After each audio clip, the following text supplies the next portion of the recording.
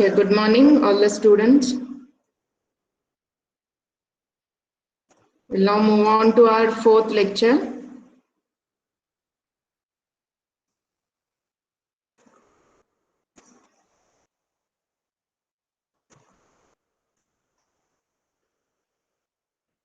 In the last class, we have seen what are the basic file operations under org.apache.hadoop abstract class.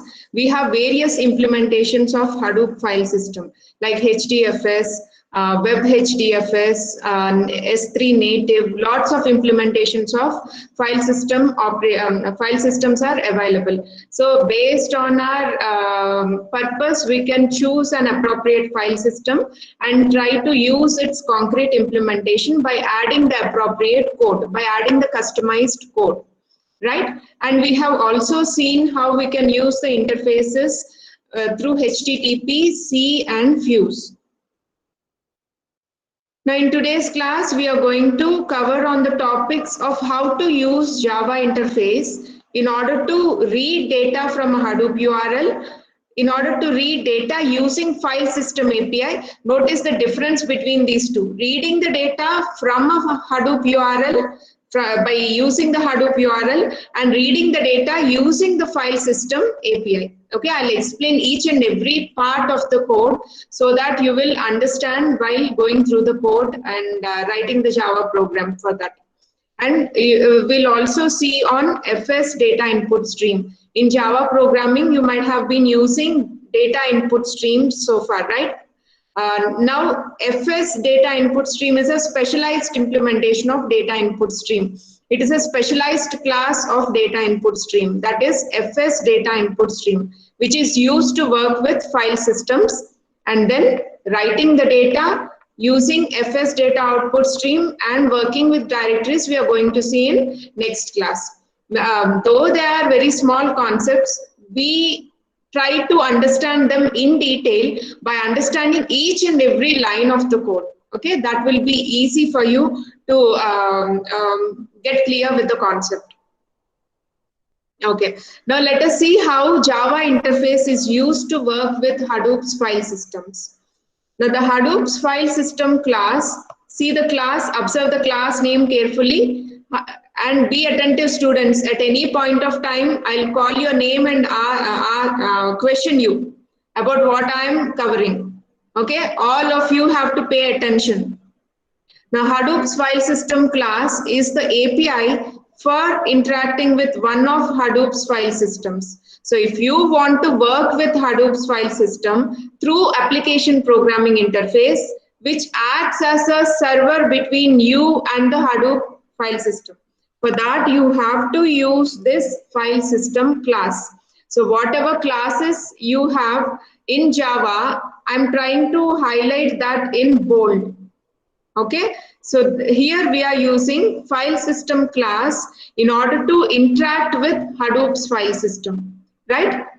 We should write our code against this file system abstract class to retain portability across file systems. File systems can be different, right? They have different underlying architecture. But in order to write programs which are, in order to write code which is compatible on any of this file system, which runs with any of these file systems, we can use the abstract class, that is file system. What is an abstract class?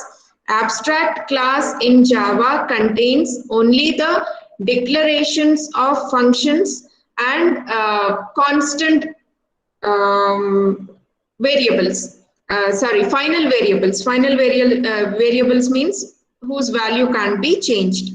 Right? So the abstract classes contain only the abstract details, just the declarations of functions and the final variables. Now any class that implements this abstract class, that extends this abstract class, should actually give a definition to the functions that is declared.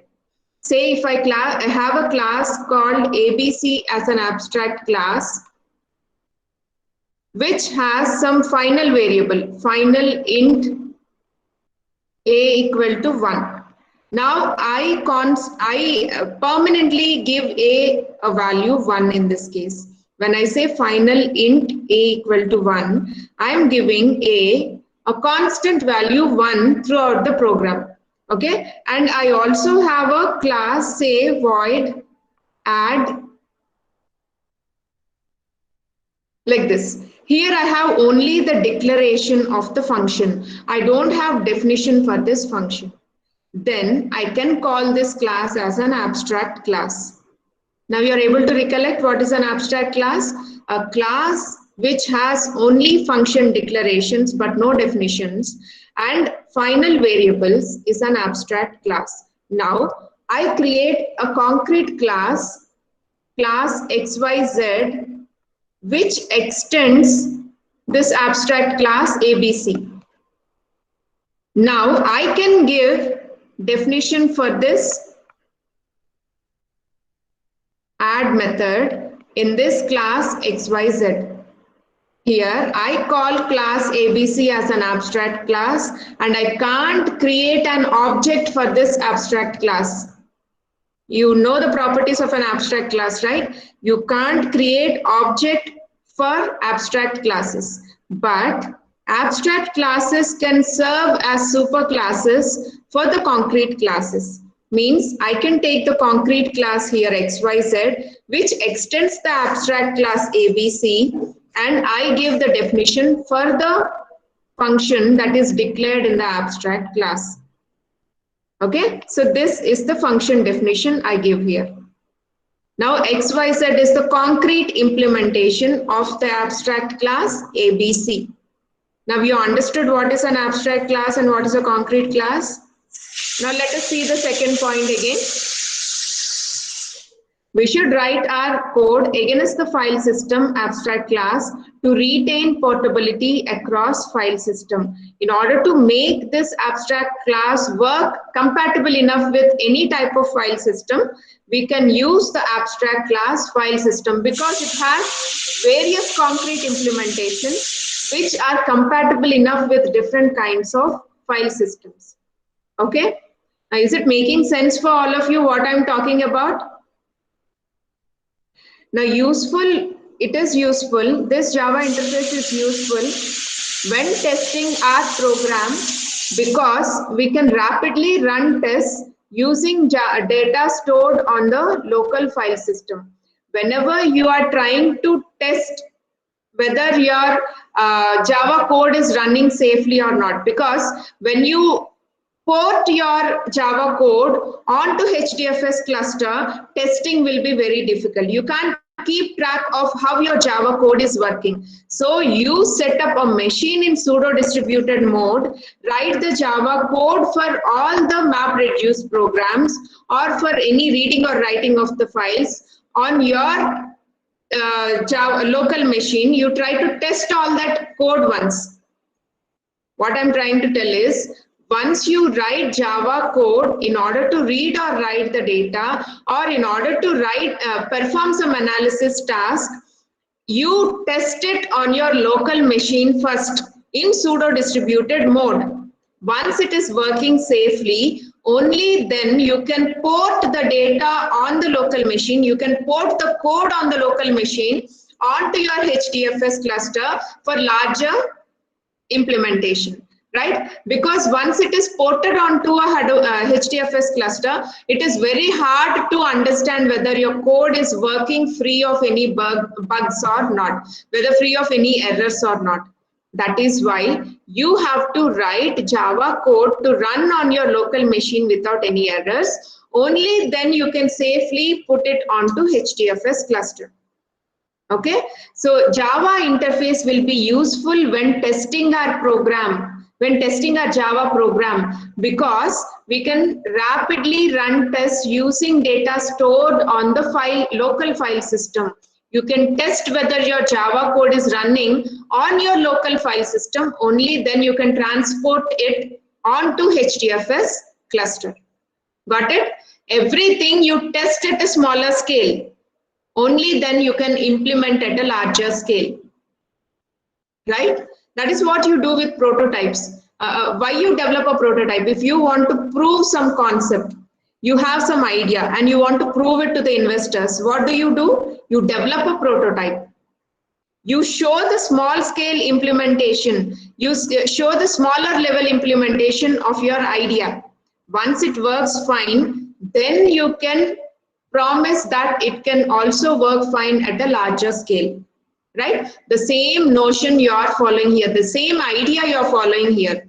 You are testing the code at a smaller scale on a local machine with through a Java interface, and once it is working fine, you can transport that onto your HDFS cluster to make it work at larger scale. Got it, students? Now let us see how to read the data from a Hadoop URL. One of the simplest ways to read a file from a Hadoop file system is is by using a java.net.url object to open a stream to read the data from. So if you want to read the data from a Hadoop URL, if you want to read the data onto your onto your screen, then you can do it by using the Hadoop URL, by using Hadoop Universal Resource Locator. Okay, so how do you do that? What is the general template we use for this? Let us first understand the general template and then use this in a larger program so that stepwise you can understand how you can perform this task.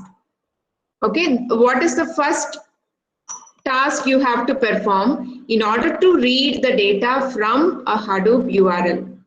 You need to create an input stream. You know what is input stream is used for, right? To read the data from a file. In order to read the data from a file, you create an input stream, read the data from the file into the input stream, and from this input stream, you read it onto the screen. I'm repeating again. When you're reading the data from a file, what do? From the file, say this is the file. From the file, you're reading the data into an input stream, and from this input stream, the data is read onto the screen or any output device, right? For that, what you're doing, you're creating an input stream object. Initially, we don't have any connection with this input stream. You are just reserving the object to read the data. Okay, so you're creating the input stream object in and assigning it to null. Initially, it is not connected to any of the files. So we are just assigning it to null. Now, start using a try block, because when you're working with file system input and output, it may throw file system input and output exceptions.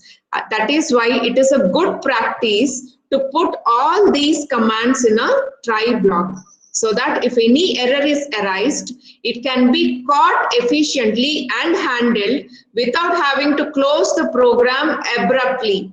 Without having to end the program abruptly, you can gracefully handle the exceptions by putting it in a try block and giving a catch block to catch the error. Got it? Now, connect this input stream to a URL. Means connect this input stream to a file from which the data has to be read. Understood? So what you're doing here, you're creating a new instance of the URL that is passed in this as parameter. You're creating a new instance of the URL, Hadoop URL. What is the Hadoop URL you're using here? HDFS host. It may be localhost. If you're working in a pseudo distributed mode on a single machine, then this host will be localhost. Otherwise, it will be any of the machines. So you just give it as host, and the path from which the data has to be read. The path to the file from which the data has to be read. Students, you are listening, right? All of you. You are creating a new instance by using the URL. What is the URL you are providing here? You are reading it from the cluster, HDFS cluster. HDFS, if you are working on a cluster, you can give the host name. If you're working on a local host, you can give the local host name. Okay, so we are generalizing the path host and giving the path to the file from which the data has to be read. Okay, so that path is given. Now the new instance for this file is created. For this file, URL is created. Dot calling the function open stream. Now you are opening a channel to this file from which the data has to be read and connecting it to the input stream. Understand this, students, carefully. You are accessing a file. Now you're opening a stream. You're opening a stream to this file and reading the data by linking it to the input stream, which can be now displayed onto the screen. Reading the data means what we do? Read the data and display it on the screen, or read the data and insert it into another file. Lots of tasks we can do by reading data from a file. So for simplicity's sake, what we are considering here is you're reading the data from a file and writing it onto the output screen. Simplest of the tasks. For that, what you're doing, first you have created an input stream. Now you have opened a stream which would connect the input stream to that file so that the data can be read through that channel of the input stream and displayed on the screen. Got it? This line means that much. The story behind this line. You understood? You're creating a new instance of the URL from which file the data has to be read and open a stream to that file and connect it to the input stream so that the data read from the file is fed into the input stream and that input stream will display it onto the screen. Now it is very clear? Yes. After that, you write some appropriate code in order to read the data and close it. Remember, it is just a template. So I am just explaining one after the other. This is initially a template. Still, we haven't introduced any code to read the data. We have just created an input stream. Now the input stream is created. A file connection is made to the file. A stream is opened and it is connected to the input stream and appropriate code is written and the try block is closed and a finally block is also attached. What is a finally block? If at all you fail to add some cache blocks, then you need to mention a finally block which will execute before terminating your program. Finally is a block which is executed compulsorily before terminating your program. And in that finally block, what can you place? You can place any closing of the input-output streams that are open. Now, terminating a Java program will implicitly close all the input and output streams, but still you can explicitly do them by adding them in a finally block. That is actually a good programming practice also.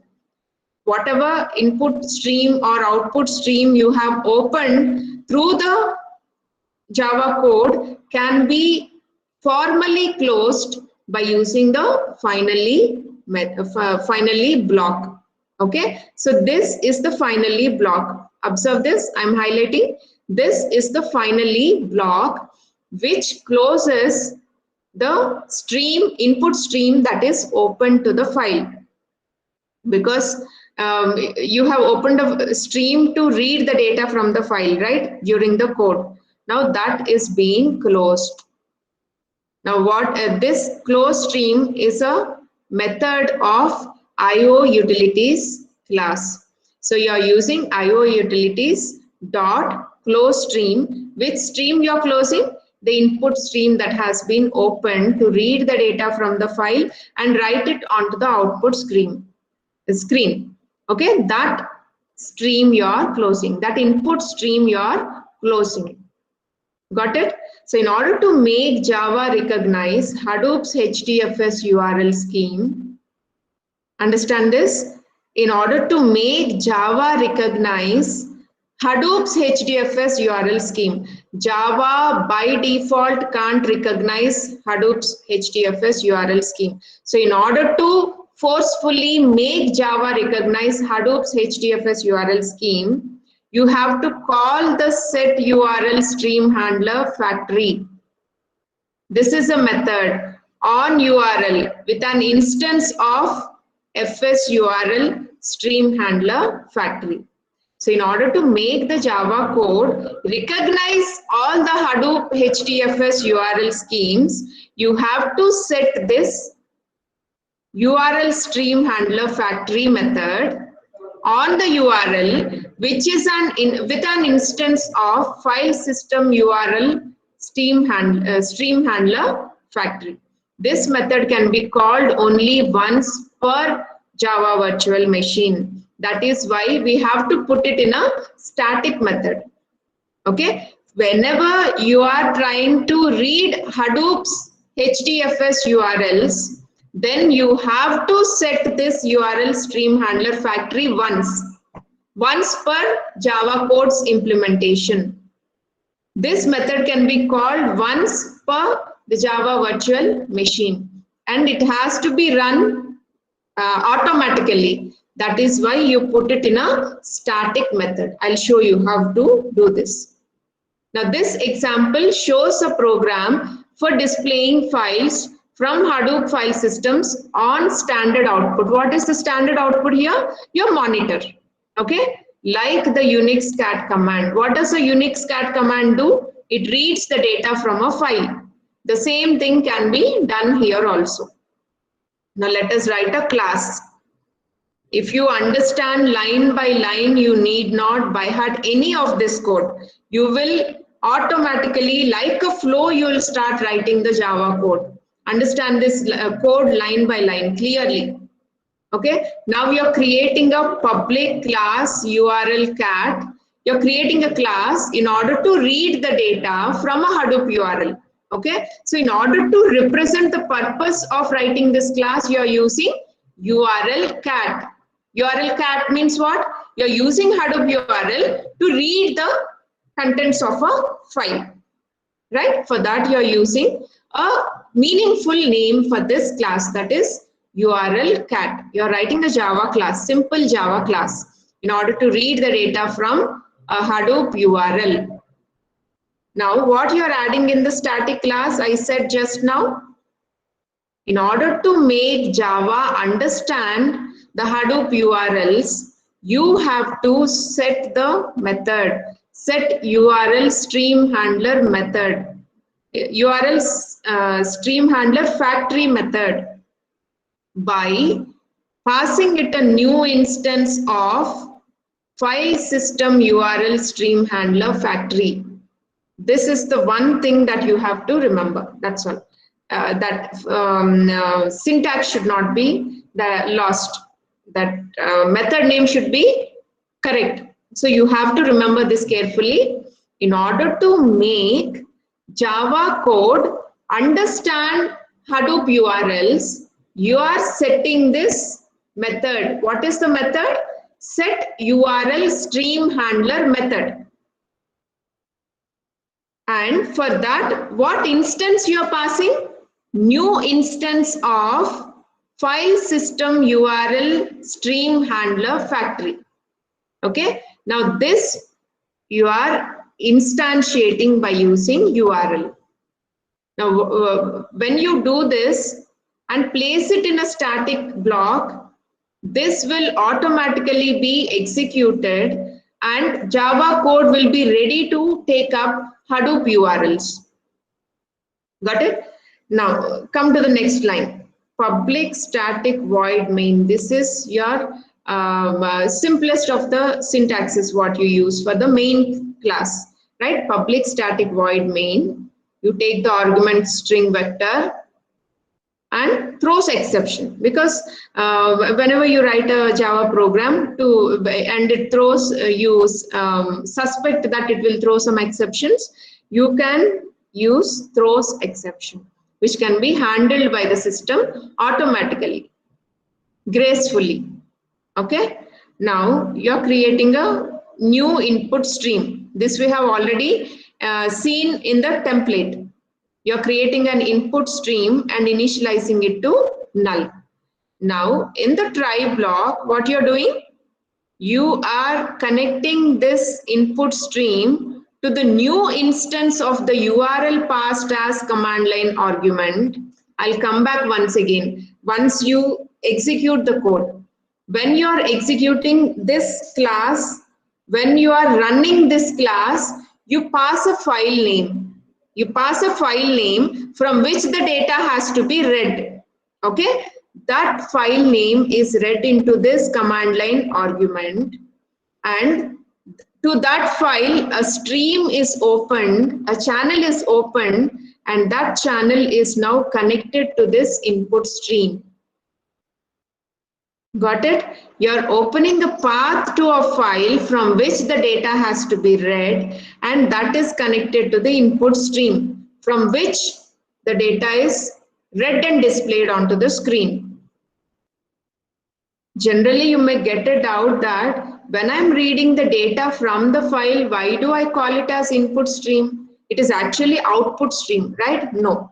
When you're working with files, the data from the file is first read into the input stream, and from the input stream, it is displayed again onto the screen. Do not get confused.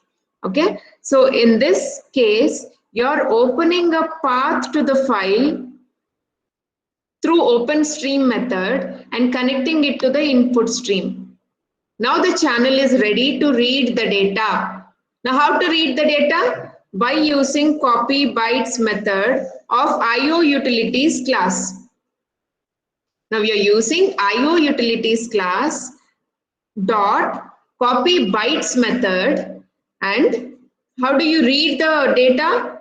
From the input stream. Now from a file, the data is read into an input stream, and from this input stream, the data has to be read onto the screen, right? So you are using copy bytes method of IO utilities class and reading the data from the input stream onto your output. System.out is nothing but your screen, right? So you're using the data from the input stream, reading the data from the input stream and reading it onto your standard output or your monitor. That is why you're using system.out. Then what is this number 4096? 4096 is the buffer size. The buffer size indicates up to how many bytes the data can be accumulated before it can be written onto the output screen. I'm repeating again, this 4096, it need not be the same number. You can set the buffer size.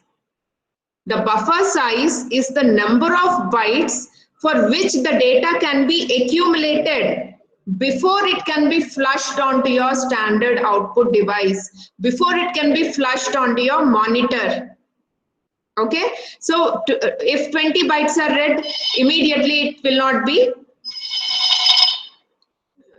excuse me.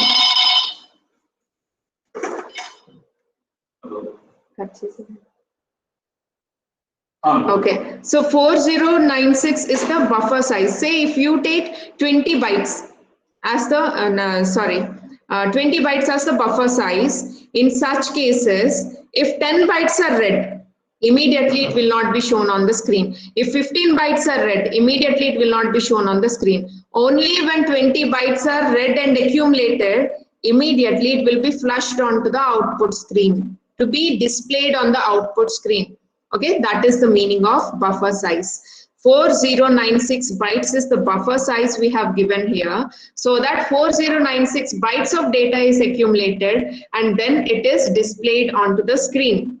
And this false indicates automatic closing of the input stream. Here we doesn't want the input stream to be automatically closed. So we have given it as false.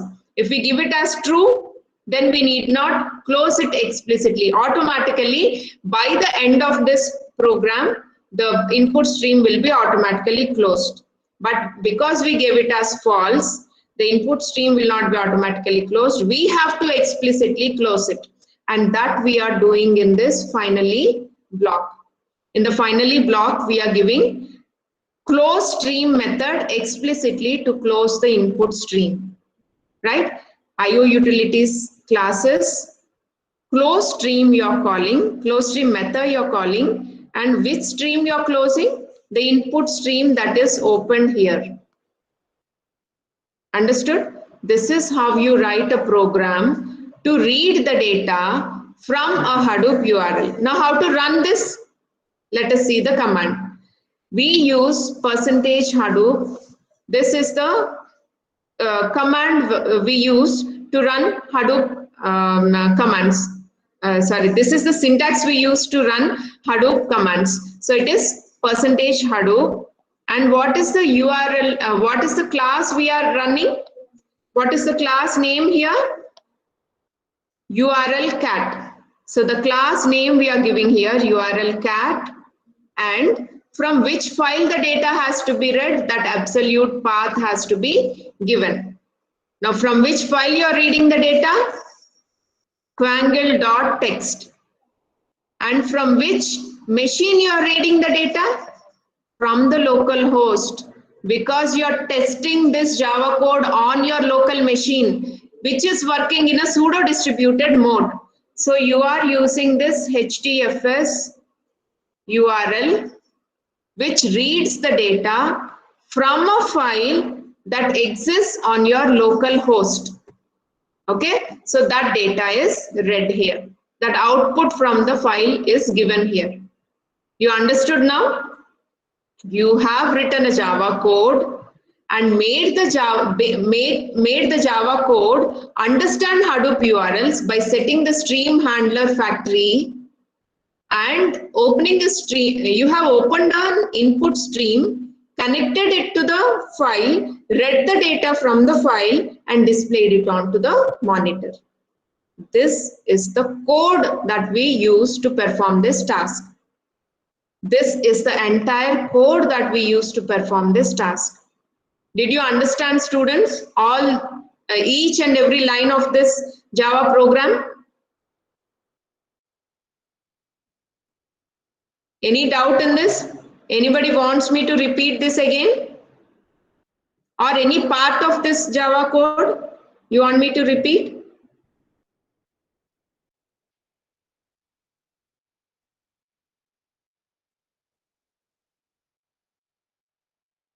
Kavya, did you understand?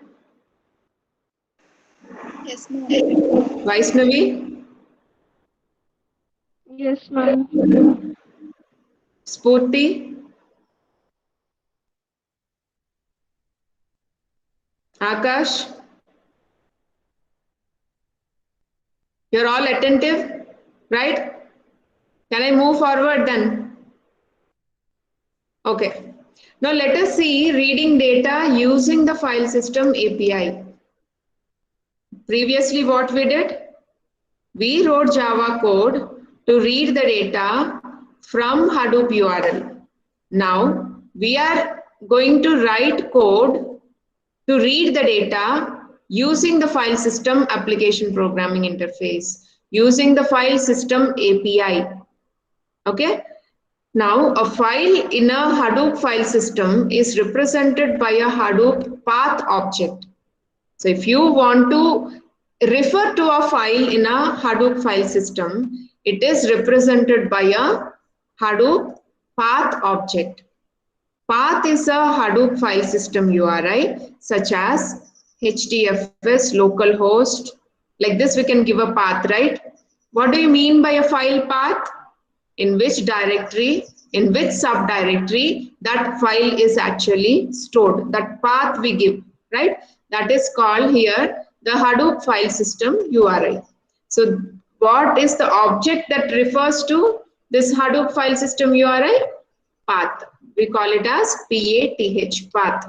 Path is a Hadoop file system URI such as, you can give for example like this. This is a path that refers to Hadoop file system. Now file system is a general file system API. File system is a generic file system API. So the first step is to retrieve an instance for the file system we want to use, HDFS in this case. So what are the methods for getting a file system instance?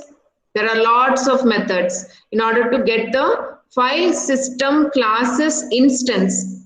In order to create an instance of this file system, there are many methods. Let us see what those methods indicate. Now the first method is public static. Use the file system class and get the instance of this file system by using the get method. You know how to get the instance of various classes, right? In Java, you have learned that. How to get the instance of some file system, how to get the instance of any file system? By using the get method. And what is the parameter it is expecting here? Configuration object. What is this configuration object? It is the configuration of client or the server. It is like an encapsulator of the configuration of server or the client. Okay, so if you pass the configuration of either the server or the client, it will get the file system instance for that client or server. And while doing this, while getting the instance of the file system, it may throw IO exception. Okay, so you want the system to handle that IO exception. That is why you're throwing it whenever you're getting the instance. It will be safely handled by the system. That IO exception that is thrown will be safely handled by the system. Okay, now what is the other type of getting the instance? Public static file system. Get the instance of the file system by taking the URI. So if you want to specifically give the URI from which the file system instance has to be obtained, then you can give the URI and the configuration of the client or the server by throwing IO exception. This is another method. And still another method you have for getting the file system URI by taking the third parameter, that is user. You have URI parameter, you have configuration of the client or server. In addition to these two parameters, you have the third parameter, that is user. It will check under which user the authentication can be provided while getting the instance of the file system. Okay, that is mentioned by the string user parameter. And at the same time, it throws IO exception as per the syntax. Now, another method to get the file system instance is to get a local file system instance. Say you're working on a single machine in a pseudo distributed mode. Then you have to get the file system instance on your local machine itself. In such cases, you can use local file system, get the local file system instance by taking the configuration of the client or server, throwing IO exception. Right? These are the four methods for getting file system instance. The first one contains only one parameter, the configuration parameter. Second method contains two parameters, the URI as well as the configuration. Third method contains, in addition to URI and configuration, the authentication under which the file system instance has to be obtained. Authentication under which user's name the file system name has to be obtained. Sorry, file system instance has to be obtained. And the fourth method is to get the local file system instance on your local machine when you're working in a pseudo distributed mode. Now, with the file system instance in hand, yes, the file system instance is obtained. Now, our next step is to invoke an open method to get the input stream for a file. In order to connect to a file, to read the data from the file. Under that file system, you have to invoke an open method. You have to call the open method. Now, how to do that? What is the syntax for that? Use the public class file system data input stream and open the access to that file, which is specified in the path as argument throws IO exception. Always when you're performing input or output, you have to throw IO exceptions explicitly, because system has to handle any exceptions that arise during this input and output actions, performing these tasks. Some exceptions will be arised and that should be caught. That is why we throw IO exceptions. Focus on this part. This is very important. Once you have the file system instance in hand, you have to call the open method so that you can open the access to a particular file under the file system. Right? So you are using public file system data input stream, open the access to a file which is specified in the path,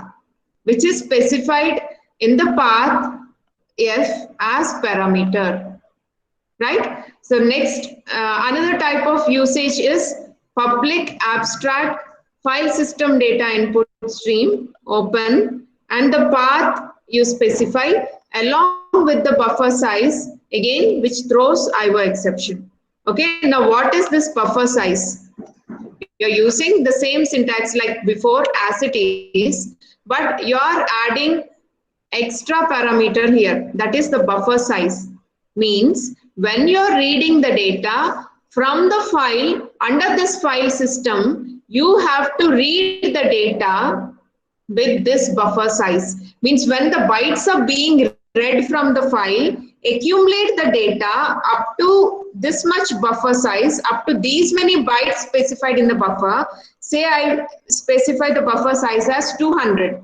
Means when the data is being read from the file, read 200 bytes of data, only then display it onto the standard output. Until then, do not flush the buffer. Do not empty the buffer till then.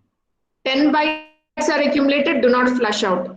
100 bytes are accumulated, do not flush out. Only when 200 bytes of data is accumulated into the buffer as the data read from the file, now that data can be displayed onto the screen.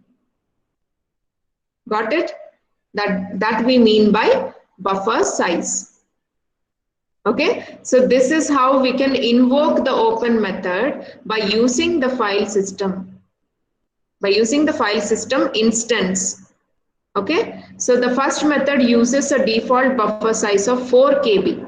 In this first method, we haven't mentioned any buffer size. So it takes by default 4 kilobytes. But if you want to explicitly use the buffer size, then you can use the second implementation.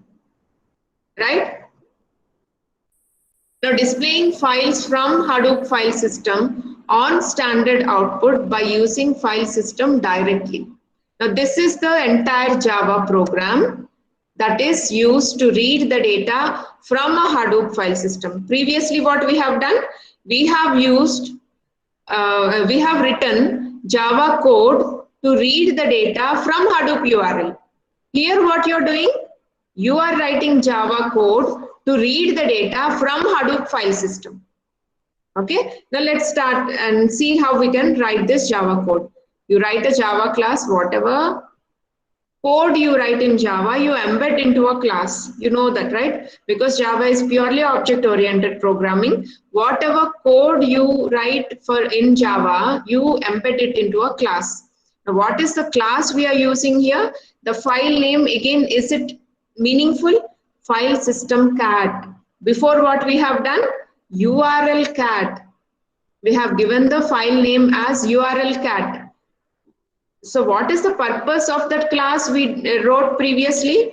It is reading the data from Hadoop URL.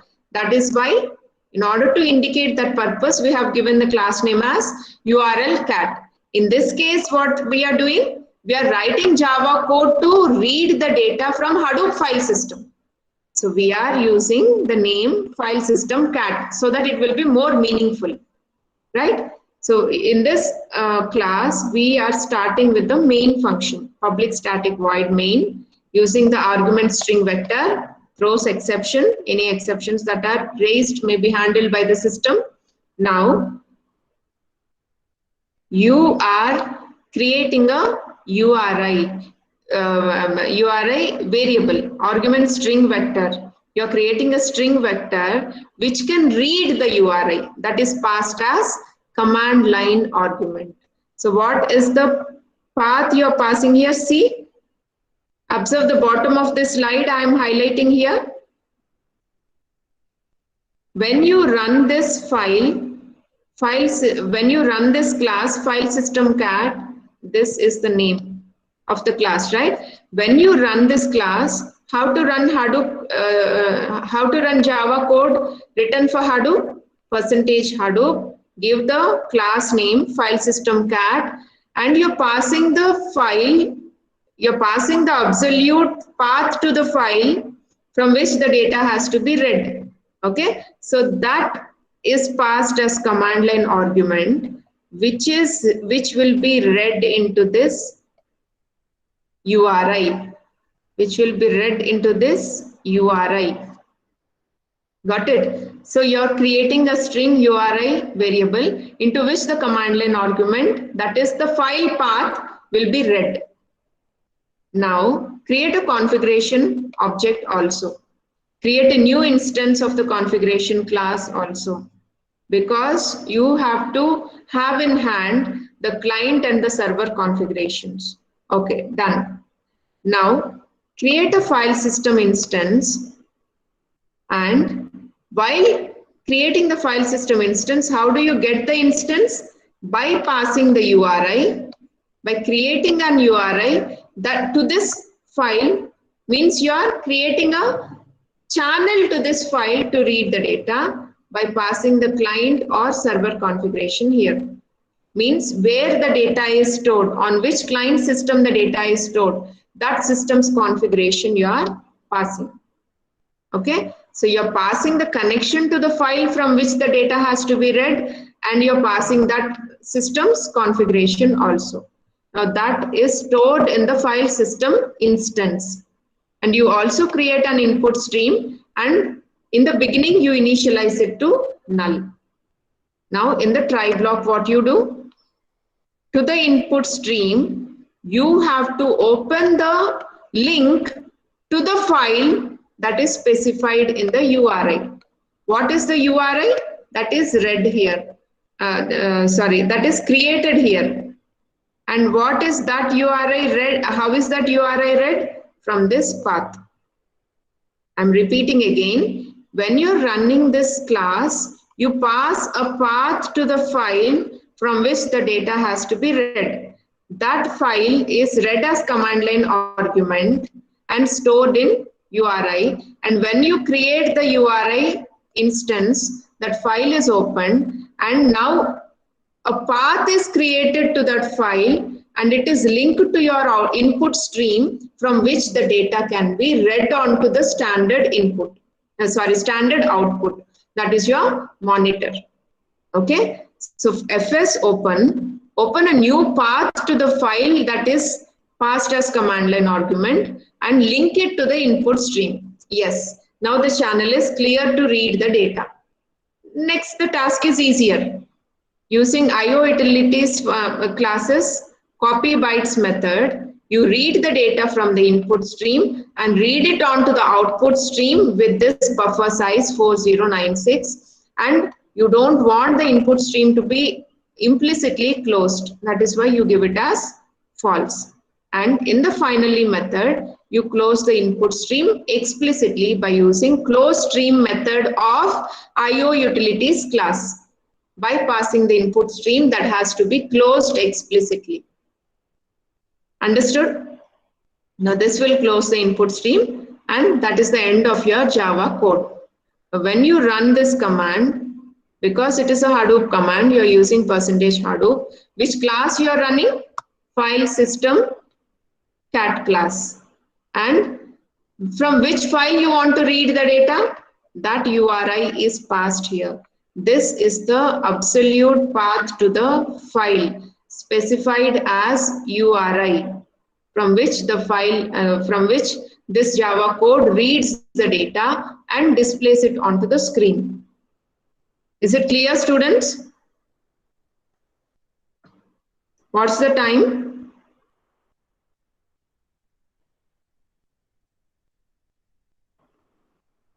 Okay. Yeah, we'll stop here. I don't want to overload you in a single class many of these concepts.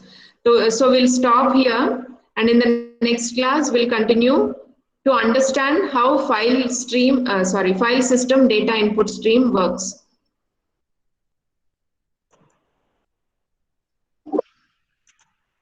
Any doubt till here, students?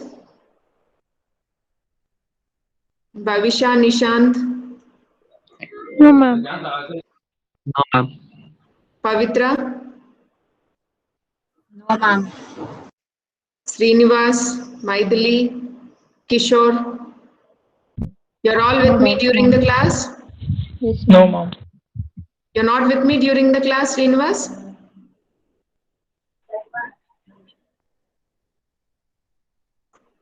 Srinivas, are you following in the class? Yes, ma'am. Good. Okay, then we'll meet in the next class.